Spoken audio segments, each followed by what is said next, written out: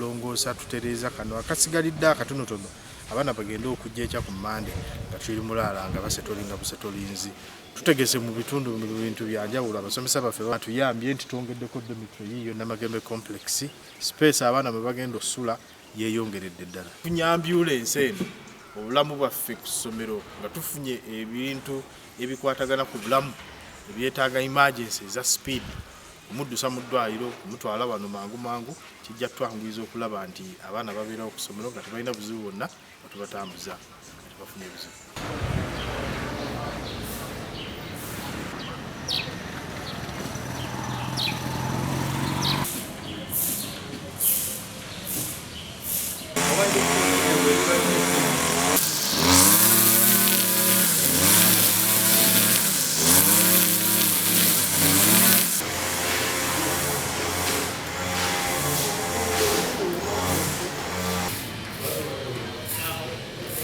naye nga tugezezaako okweteekateeka obulungi okuba nti tulindirira abaana baffe okuripootinga enkya.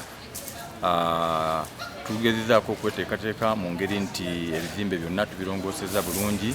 twongeddeko ne rooms endala omuwendo ne gubeera nti munene nnyo nga tusobola okuba accommodatinga bulungi nnyo n'okubatuuza nga bali spaced bulungi ng'amateeka ga COVID bwe gagamba. N'amazzi kugamba amazzi tulina agamala obulungi buli kaseera nti abaana basobola okunaaba mu ngalo okwewala obuwuka obwo. Tulina amazzi ga National Water and Sewage Corporation